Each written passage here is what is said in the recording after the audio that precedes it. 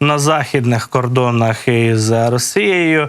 Ті країни, які перебувають на східному фланзі НАТО, скажімо так, просять про своїх партнерів, про спільне формування потужної оборонної лінії на кордоні з Росією і Білоруссю. Польща і країни Балтії звернулися із таким закликом до Європейського Союзу. От буквально вчора цей заклик пролунав для того, аби захистити східний фланг і Європейського Союзу, і НАТО від військових загроз та інших шкідливих дій з боку Москви. Я просто нагадаю, що Польща вже почала суттєво зміцнювати свій кордон з боку Білорусі, з боку Росії. Там з'явився просто такий потужні фортифікаційні споруди, паркан височенний, колючий дріт, але це все абсолютно не заважає Білорусі пробувати і продовжувати дестабілізувати ситуацію в цьому районі прикордонному. Постійно там, як на якісь заворушення за участі мігрантів, то напади на безпосередньо прикордонників і військових, які патрулюють цю територію з польського боку.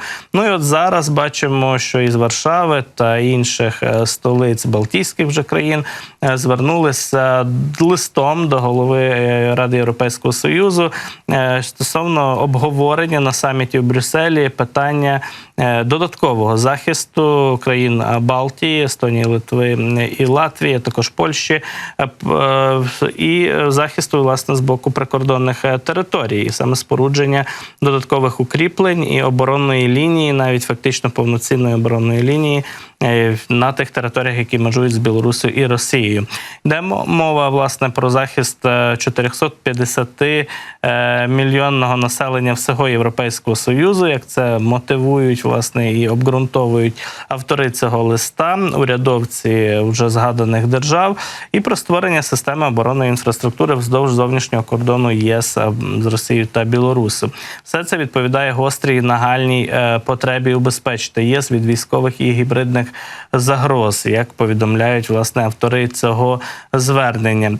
Ну і, власне, очікують, що європейські урядовці, так, ті, хто приймає рішення у Брюсселі, все-таки позитивно оцінять таку ініціативу. Вже є попередня оцінка будівництва оборонної такої лінії вздовж 700-кілометрового кордону ЄС, Росії і Білорусі, і коштуватиме цей проект щонайменше 2,5 мільярди євро.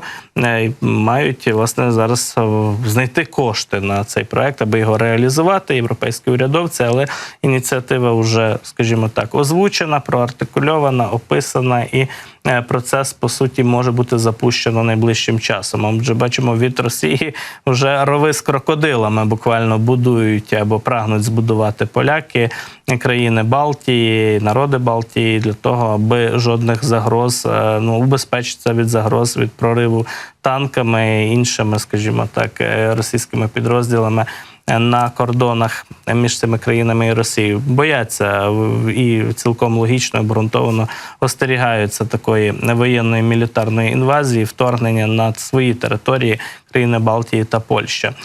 Тим часом з-за океану до нас надходять повідомлення про те, що сьогодні відбудеться перший раунд теледебатів між кандидатами на посаду майбутнього президента США. Саме чинний президент Джо Байден зустрінеться віч-навіч із своїм візаві, конкурентом, супротивником Дональдом Трампом, попереднім президентом Сполучених Штатів.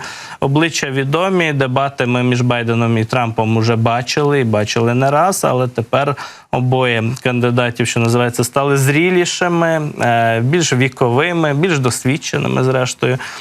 І це буде ще те видовище, що називається. Його дуже чекають американська аудиторія, американські виборці. Телеканал CNN буде транслювати ці дебати о 4-й годині ночі за українським часом, так, а за американським часом о 21:00 ці дебати стартують, триватимуть 1,5 години, 90 хвилин.